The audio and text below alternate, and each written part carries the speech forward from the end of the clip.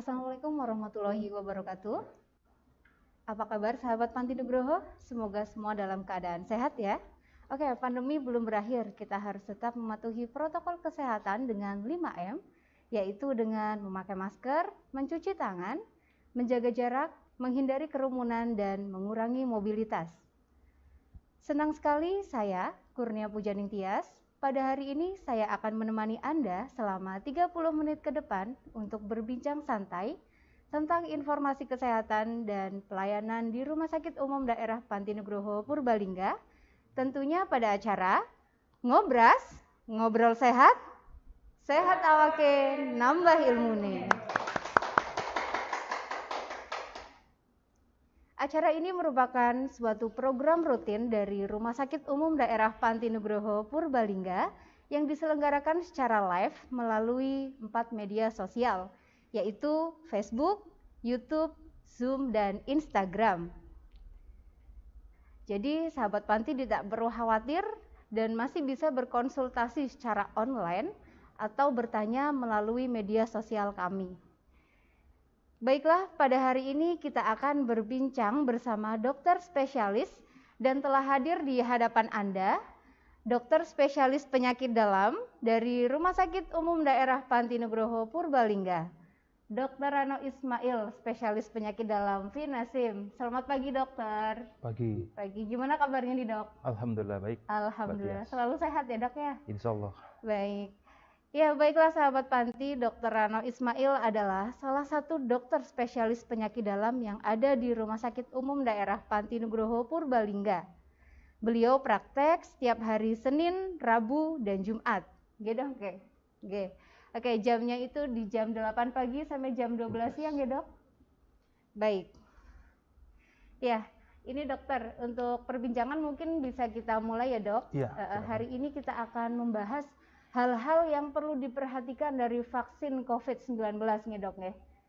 Baik, untuk sambil menunggu sahabat Panti yang mau bertanya, mungkin kita mulai saja ya dok. Baik dokter, jadi secara angka nasional, jumlah presentasi dari kasus COVID-19 ini sudah menurun ya dok. Nah, dari presentasi tersebut, apakah itu karena dari suatu pencanangan dari COVID? Dari vaksin. Oke, baik. Terima kasih Mbak Tias. Pada juga saya ucapkan juga yang hadir di sini sahabat Panti semua. Jadi kalau terkait dengan pertanyaan apakah menurunnya angka kasus COVID baru, apakah sangat terkait dengan vaksinasi? Memang ini berdasarkan asumsi. Tapi kita tentu perlu data yang berdasarkan ilmiah. Sebenarnya penurunan angka kasus COVID baru bukan saja terjadi secara nasional, bahkan sudah terjadi secara global. Sebagaimana dilansir oleh beberapa media online, saya kutip dari seperti New York Times, ketika mengutip pernyataan resmi dari Direktorat Jenderal Badan Kesehatan Dunia WHO, sebenarnya secara global penurunan angka kasus COVID itu sudah sangat signifikan. Bahkan angka kasus baru turun sampai 16%. Begitu juga diikuti juga penurunan angka kasus kematian yang ada secara global. Artinya ini juga kalau persentasinya secara umum juga sangat berimbas kepada hampir semua negara ya, termasuk di Indonesia. Saya mengutip dari pernyataan dari Ketua Satgas Pengurus Besar IDI bahwa memang penurunan itu juga cukup signifikan di Indonesia. Angka kasus COVID yang baru.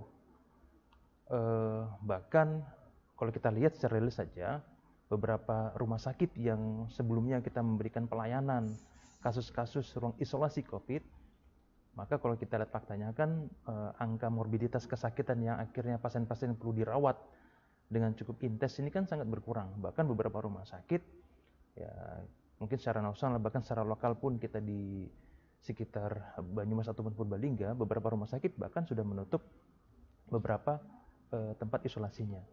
Cuma kalau terkait dengan pertanyaan apakah terkait dengan vaksinasi, ya mungkin saja gitu ya. Meskipun kita butuh data yang berbasis ilmiah. Ada satu studi di Inggris, UK Studies, yang mengklaim bahwa di Inggris ketika mereka cukup masif ketika memang mengcover warga negaranya untuk dilakukan vaksin, bahkan itu sangat menunjukkan angka signifikan setelah dilakukan vaksinasi. Yeah. Begitu juga di India, bahkan di India itu termasuk negara yang ketiga terbesar di dunia angka kasus kematiannya, itu pada umumnya ketika mengalami pelonjakan yang cukup signifikan, bahkan sampai 110.000 orang terdeteksi, bahkan hari ini cuma terdeteksi cuma 11.000 saja per harinya. Artinya memang sangat-sangat signifikan. Nah, apakah kemungkinan terkait dengan vaksin? Ya, asumsinya. Artinya kemungkinan besar iya, tapi bisa jadi sebagaimana kita pahami, vaksinasi bukan satu-satunya cara untuk bagaimana kita mengendalikan pandemi ini. Artinya mungkin ada faktor-faktor yang lain. Mungkin kesadaran masyarakat kita ketika kita dihadapin dengan kondisi problematika, mungkin sosial, ekonomi, sehingga akhirnya tetap kesadaran itu muncul bukan karena paksaan, tapi karena memang kebutuhan, ya, betul, sehingga menjalankan prokes, protokol kesehatan, dan lain sebagainya. Mungkin faktor vaksinasi juga, saya juga bersependapat demikian. Ya, jadi mungkin ada faktor alamiah ketika vaksin ini mungkin virulensinya mungkin cukup berkurang ya, sehingga memang kita sebagai dokter penanggung jawab di perawatan pasien-pasien isolasi COVID, kami lihat memang angka, kalau kita membandingkan kondisi yang beberapa bulan lalu, memang cukup ringan kondisi-kondisi sekarang gitu ya. Jadi mungkin bisa menjawab pertanyaan apakah karena vaksin? Ya, bisa diasumsikan demikian. Meskipun kita perlu data yang berbasis ilmiah untuk menentukan itu semua. Baik, gitu. Itu berarti dari vaksin juga ada pengaruh ya, Dok ya? Iya. Baik. Oke, ada lagi nih dokter, saya mau bertanya lagi nih. Iya. Kenapa vaksin hanya dilakukan pada beberapa kelompok umur saja, sedangkan seperti anak-anak gitu ya dokter, itu kok nggak divaksin gitu dok? Iya, jadi begini, ada suatu kondisi yang memang ketika apapun bentuk produk yang dikeluarkan, apakah itu obat atau vaksin, itu pada umumnya melewati fase eksperimen yang cukup panjang biasanya. Dan kadang sangat memperhatikan ketika bicara terkait dengan subjek, terkait dengan kelompok umur. Nah, kondisi yang sekarang terkait dengan vaksin, ini kan menjadi saksi sejarah kita semua. Sebenarnya fenomena ini fenomena yang sebenarnya lazim, tapi memang dipersingkat. Bahkan umumnya ketika vaksin atau obat itu bisa melalui fase uji klinis sampai ke-4, dalam kondisi pandemi ini memang sudah menjadi kesepakatan internasional, bahkan dipersingkat hanya sampai uji klinis ketiga saja. Baik. Sehingga sangat memperhatikan terkait dengan subjek penelitian sebelumnya. Nah, mengapa terkait dengan anak-anak, terus kelompok usia wanita menyusui sebelumnya ya, wanita yang hamil, bahkan dulu ketika ada regulasi awal, orang tua pun tidak dilakukan vaksin, karena memang lansia. Karena ketika memang ketika uji klinis yang dilanjutkan oleh Bio Farma di Indonesia, itu memang tidak melibatkan kelompok-kelompok usia yang tadi disebutkan, anak-anak, wanita menyusui, hamil, bahkan lansia. Itu akhirnya menjadi alasan kita tidak bisa cukup beresiko. Kita tidak tahu hasilnya bagaimana ketika ini diuji cobakan pada anak, karena uji sampel kliniknya memang tidak melibatkan kelompok mereka. Meskipun ada perbandingan, kenapa akhirnya kebijakan pemerintah untuk bisa ambil keputusan untuk lansia dilibatkan kemudian hari, karena membandingkan dengan platform yang sama di Turki, lansia itu dilibatkan gitu ya. Akhirnya ada kebijakan terbaru karena memang kita lihat kelompok lansia ini kan kelompok yang rentan gitu ya. Terus bagaimana anak-anak? Anak-anak memang tidak dilibatkan, sehingga memang bukan kelompok memang yang tidak dilibatkan dari awal, sehingga memang tidak indikasikan untuk dilakukan vaksin. Begitu juga terkait dengan wanita hamil. Sebenarnya bukan terkait dengan vaksin Sinovac ataupun yang lainnya. Semua vaksin jenis hidup memang tidak diindikasikan untuk diberikan pada wanita hamil. Semuanya gitu ya. Jadi enggak. Lain halnya ketika pada wanita menyusui gitu ya. Gitu. Oke. Sambil menunggu pertanyaan yang masuk dulu ya dok, nggih? Iya. Bagaimana dengan ini dok, dengan seseorang yang memiliki riwayat komorbid dok, dan pada kondisi apa mereka dapat divaksin? Iya. Ya ini yang akhirnya sempat menjadikan bukan menjadi permasalahan, tapi kadang menjadikan pertanyaan di masyarakat, mungkin juga menjadikan pertanyaan beberapa sahabat panti juga di rumah.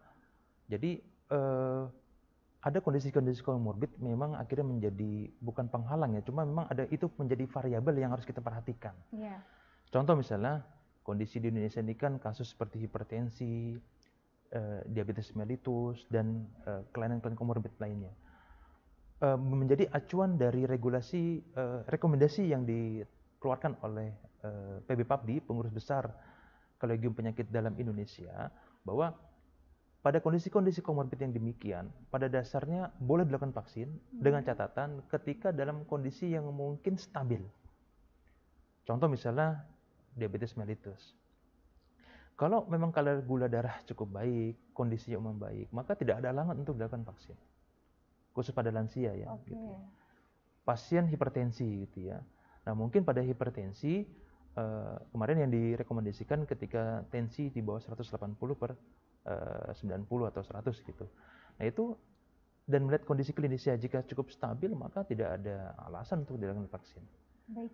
Ya, begitu juga pasien-pasien seperti gagal jantung misalnya. Selama kondisinya stabil maka perlu dipertimbangkan untuk dilakukan vaksin. Akhirnya tidak menjadi penghalang. Yang penting memang sehingga perlu pendekatan memang dokter yang bisa mengawali.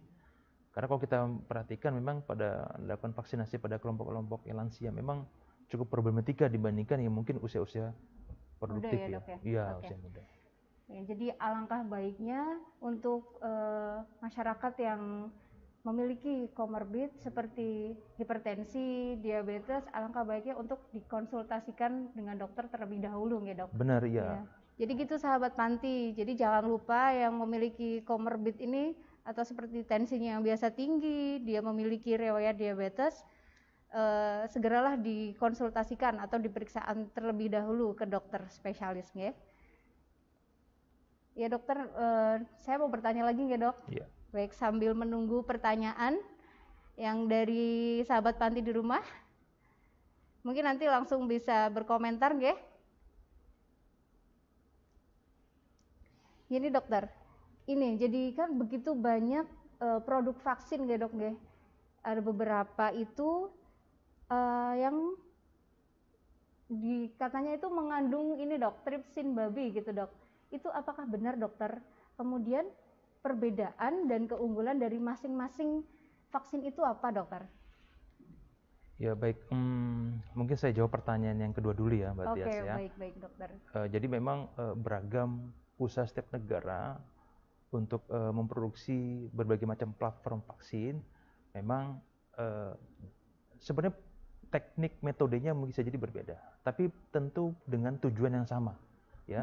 Akhirnya dengan harapan ketika dilakukan usaha vaksinasi dengan platform yang ada, harapannya timbul respon imun antibodi yang kemudian itu akan bisa memberikan kekebalan cukup aktif terhadap virus corona. Itu poin utama. Poin yang kedua, sehingga langkah-langkah metodenya memang cukup beragam, gitu ya.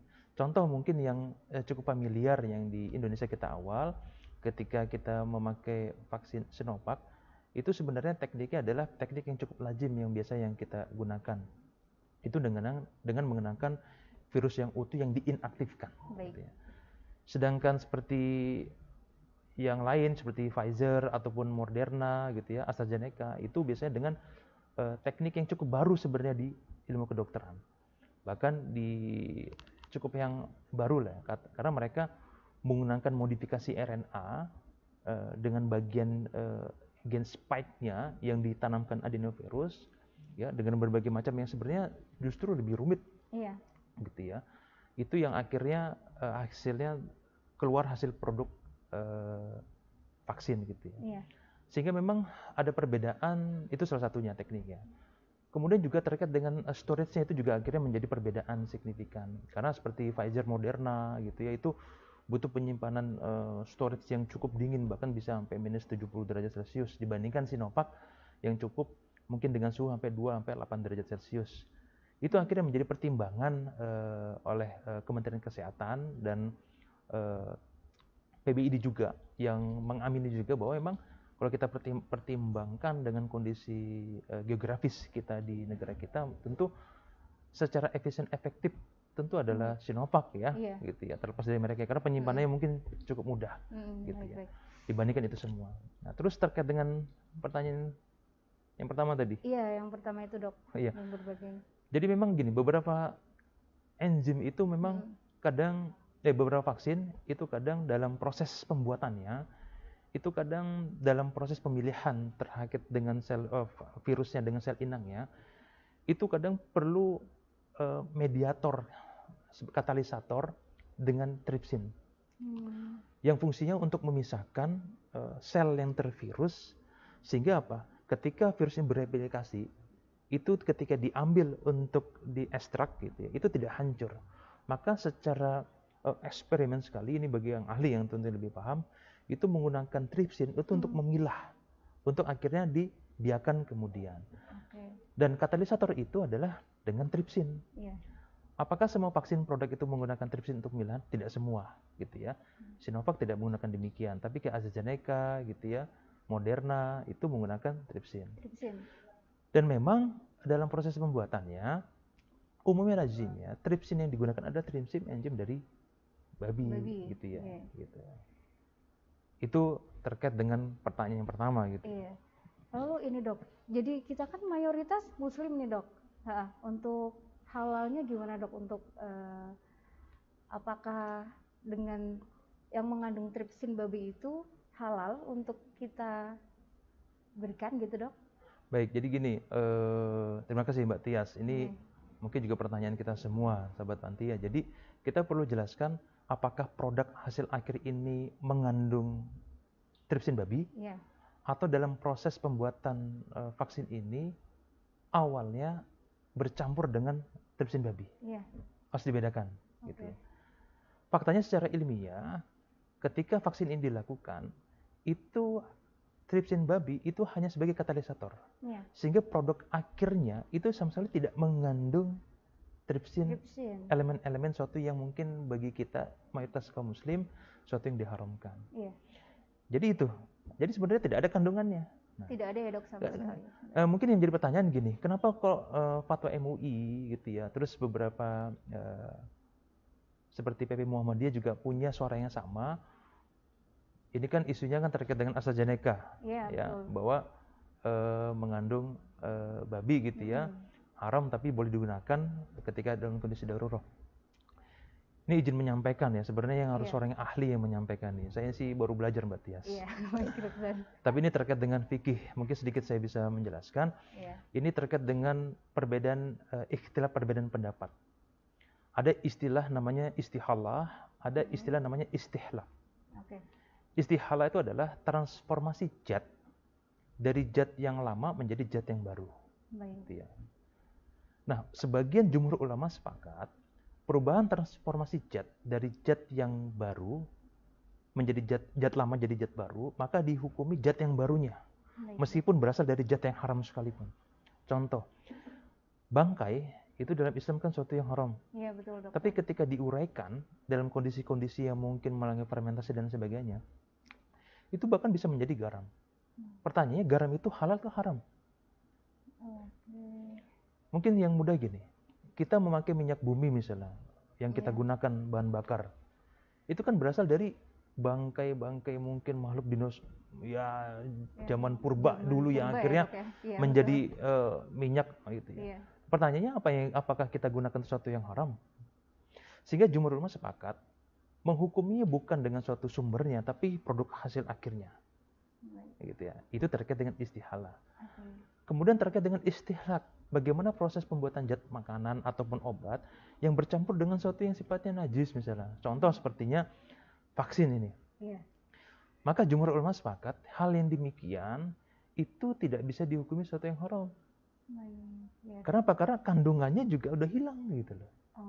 Contoh misalnya kita nanam pohon dengan pupuk kandang. Pupuk kandang dari kotoran-kotoran hewan gitu ya. Apakah setelah nanti timbul tumbuhan yang kita makan, apakah makanan yang buah yang kita makan itu sesuatu yang haram? Kan tidak. Meskipun berasal dari pupuk yang mungkin dari kandang, yang mungkin kita hukumi sebagai najis. Nah, ini perbedaan pendapatnya. Sehingga loh kenapa kok di Indonesia MUI berpendapat demikian? Karena kita gini, kultur kita memang di Indonesia adalah menggunakan mazhab Syafi'iyah. Mazhab Syafi'iyah itu memang agak sangat-sangat ketat, tidak ada ampun. Apapun istilah atau istihlak, sesuatu yang berasal dari yang haram babi sekalipun, apapun produk hasilnya haram. Itu mazhab Syafi'iyah. Tapi kalau mazhab yang lain, jumhur ulama sepakat tidak. Bahkan ini pun pendapat dari Majmu' al-Fiqh al-Islami, ya, jadi Liga Dunia Islam dari 22 negara, bahkan termasuk Saudi Arabia, ada Uni Emirat Arab, Oman, dan negara muslimnya, berpendapat hal demikian lebih cenderung bukan sesuatu yang haram, mubah. Gitu. Jadi kalau ditanya bagaimana Dokter Rano pendapatnya, saya meskipun mungkin dalam hal ini ya, saya lebih memegang pendapat yang lebih umum, bahwa segala sesuatunya meskipun dalam proses pembuatannya mengandung sesuatu yang haram, maka lihat produk hasil akhirnya. Vaksin oleh BPOM itu memang yang kayak semacam Sinovac itu tidak mengandung sesuatu yang haram. Begitu juga AstraZeneca tidak mengandung lagi tripsin babinya, sehingga kita tidak bisa mengatakan yang haram. Sehingga saya mengatakan produknya itu sesuatu yang sifatnya mubah. Usaha vaksinasinya itu dan lagi hukumnya Mbak Tias. Hukum vaksinasinya bukan sekedar mubah, kami berpendapat hukumnya sunnah dalam agama. Sunnah, jadi tapi tetap boleh dan aman ya Dok ya? Boleh dan aman. Jadi tidak perlu kekhawatiran, tapi di sini kita harus perlu kebijakan bahwa kenapa ada terjadi perbedaan pendapat, yang karena demikian. Gitu ya. Kita hargai perbedaan pendapat ketika mungkin MUI, orang ulama-ulama yang mungkin sudah cukup pakai dalam masalah agama, itu punya pendapat yang alasannya demikian. Gitu. Baik, Dokter. Karena kami melihatnya bahwa terkait dengan kondisi yang demikian, sepertinya lebih kita perlukan untuk melakukan vaksinasi. Baik, iya. Oke Dokter, ini sudah ada pertanyaan yang masuk dari Instagram ya Dok. Ini Dok, jadi apakah yang sudah pernah positif COVID-19 bisa atau harus divaksin Dokter? Ini pertanyaan di Instagram Dokter. Ya. Ya. Ini coba pertanyaan untuk kita berdua juga Mbak Tias ya. Oh ya betul. Mantan penyintas, bukan mantan penyintas. Alumni Dokter. Alumni ya, iya. Gara-gara Tias sebenarnya nih. Aduh. Akhirnya satu poli tutup semua ya. Jadi gini, bagaimana yang para penyintas untuk dilakukan vaksin? Memang tidak ada halangan, justru dianjurkan. Oke. Justru dianjurkan. Cuma gini, kapan waktunya ya gitu ya? Iya. Contoh, saya penyintas COVID, saya positif itu bulan Januari ya. Januari betul. Ya, baru tes duluan ya. Iya. Itu ketika titer antibodi saya 1 bulan saya kemudian itu sangat-sangat rendah. Jadi jangan merasa para penyintas di luar sana gitu ya, merasa seakan-akan mantan COVID terus merasa punya antibodi yang alamiah. Tidak. Iya. Justru ketika memang penyintas COVID positif dengan gejala yang asimptomatik tanpa gejala, justru titer antibodinya jauh lebih rendah, bahkan bisa 0.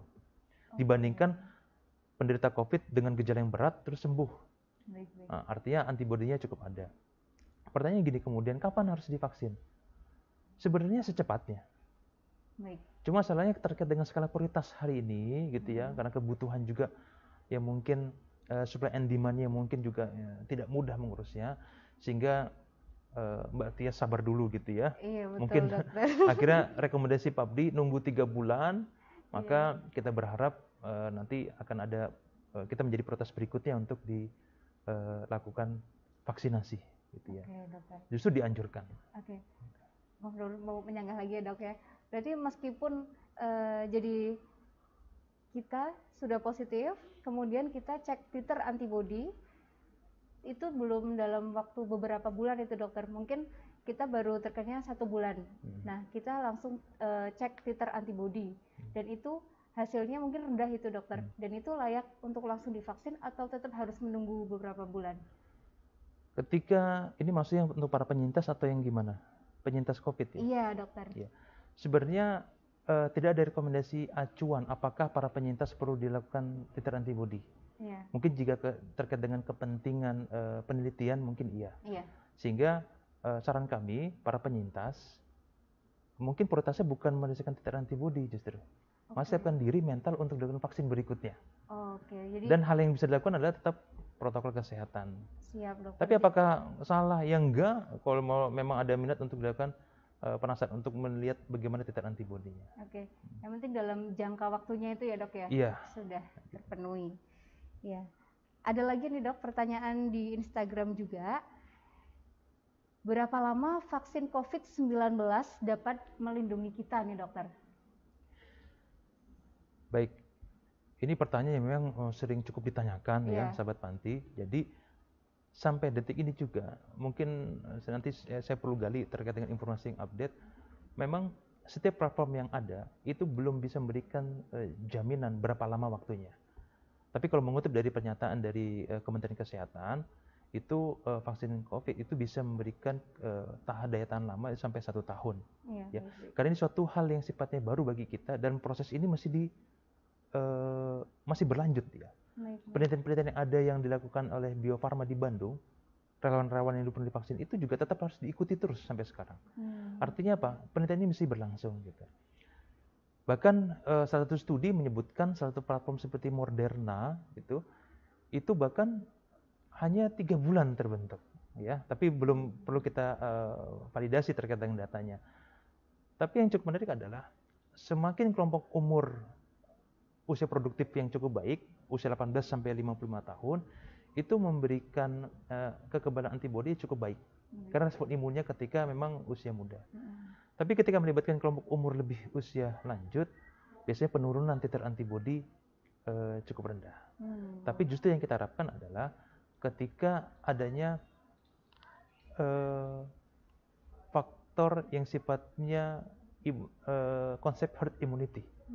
Harapannya justru orang-orang kelompok usia produktif ketika dilakukan vaksinasi, justru itu bisa memberikan kekebalan dia secara pribadi, dan dia juga bisa memberikan kekebalan komunitas kelompok usia umur yang mungkin sekitarnya tidak dilakukan vaksin, mungkin anaknya, istrinya yang lagi hamil, dan lain sebagainya.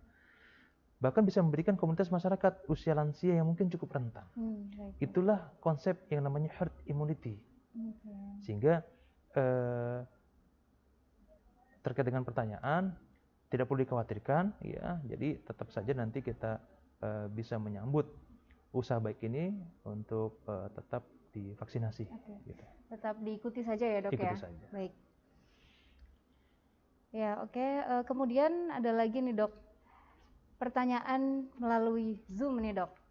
Jadi setelah vaksin komplit itu 2 kali nih dok, 2 kali vaksin, kapan kita perlu vaksinasi lagi dokter?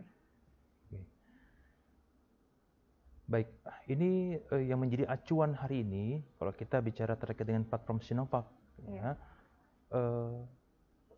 penyuntikan vaksinasi cukup dilakukan 2 kali saja. Artinya ketika dilakukan, maka kemudian 14 hari kemudian, maka tidak dilakukan yang lebih gitu ya. Jadi cukup 2 kali saja. Baik. Tentu kita harapannya ketika menjelang mungkin sekitar 25 atau lebih dari itu, 25 hari setelah vaksin yang kedua, justru itu titer antibodi yang akan terbentuk. Gitu. Sudah terbentuk dari setelah kita lakukan vaksin gitu ya dokter? Benar. Ya. Baik dokter. Kemudian dokter, ada lagi nih dok pertanyaan. Ya, assalamualaikum dokter, selamat pagi dok, izin bertanya. Ada 2 pertanyaan dari 1 orang nih dok. Bagaimana jika dosis vaksin kedua tidak diberikan dan apakah ada efek sampingnya atau tidak dokter? Oke, baik. Pertanyaan pertama. Ya. Pertanyaan kedua? Pertanyaan kedua, seberapa ampuhkah vaksin itu dapat melindungi kita? Oke, baik. Karena yang menjadi acuan vaksin yang ada itu perlu dilakukan 2 penyuntikan vaksinasi. Vaksinasi yang pertama, ya, contoh Sinovac, itu memang tidak memberikan efektivitas antibodi yang terbentuk. Baik. Saya ilustrasikan gini, vaksinasi yang pertama itu hanya mengumpulkan kekuatan-kekuatan tentara imun kita untuk dibangunkan, dikumpulkan, tapi tidak untuk digerakkan. Ibaratnya mengumpulkan macan-macan tapi yang sedang tidur semua. Iya. Tapi mengapa 14 hari kemudian perlu dilakukan vaksinasi yang kedua? Itu baru memberikan instruksi semua tentara untuk melek sadar bahwa kita dalam kondisi yang perang. Sehingga analogi itu yang mungkin mudah dipahami, pemberian vaksinasi pertama itu tidak berpengaruh apa-apa. Justru perlu dilakukan vaksinasi kedua untuk memberikan instruksi pada tentara kita sehingga singa-singanya dalam tubuh itu mulai melek gitu ya, mulai sadar, mulai bekerja. Maka efektivitas ketika terjadi serokonversi itu harapannya ketika vaksinasi yang kedua gitu ya. Jadi ya mungkin ada kondisi-kondisi yang akhirnya tidak dengan vaksinasi kedua, tapi saran saya tetap harus 2 dosis pemberian. Tetap diharuskan 2 kali ya dok? 2 kali. 2 kali dosis. Oke, ini ada lagi nih dokter dari Facebook nih dok. Ini dari Joko Puring. Kenapa orang yang sudah mendapatkan vaksin katanya masih bisa tertular dok? Ya. Betul dokter itu? Iya. Bisa ya dok? Betul sekali. Betul ya. Tapi gini sahabat Panti, harus dipahami. Karena memang tujuan kita berbagai usaha bagaimana kita mengendalikan pandemi ini, salah satunya adalah vaksin. Artinya bukan berarti vaksin ini menjadi suatu juara utama, tidak. Tetap harus ada yang kita lakukan. Tapi poin yang mungkin perlu kami tambahkan adalah usaha vaksinasi yang diberikan kepada publik untuk kita minimal adalah memberikan kekebalan yang cukup baik. Sehingga harapan satu, ketika ada virulensi COVID, mungkin dia kemungkinan tidak tertular. Kedua, dia habis vaksin, dia tertular dengan kondisi komorbid yang mungkin resiko dia mungkin tidak divaksin dia akan menderita gejala yang berat, mungkin gejalanya cuma sedang ataupun ringan. Atau mungkin dia terinfeksi tapi mungkin tanpa gejala sama sekali. Itu sebenarnya tujuan dilakukan vaksinasi gitu loh. Sehingga kami dapatkan juga pasien-pasien gitu ya setelah vaksin juga terinfeksi. Jadi bukan sesuatu yang aneh. Bukan menunjukkan ini suatu kegagalan, tidak. Ya, betul. Tapi harapan kita adalah angka morbiditas itu ditekan serendah mungkin. Harapan kita adalah terkait menurunkan angka mortalitas kematian. Oke, baik. Gitu. Ya, selagi kita tetap mematuhi protokol kesehatan gitu dok. Iya, tentu itu pasti. Pasti. Oke, ini ada lagi nih dok, pertanyaan terakhir di YouTube dok dari Alexandria Official. Apakah kalau sudah divaksin kita bisa hidup normal kembali tanpa memakai masker seperti sebelum pandemi, dokter? Iya, jadi memang karena ini memang dalam kondisi masih wabah gitu ya.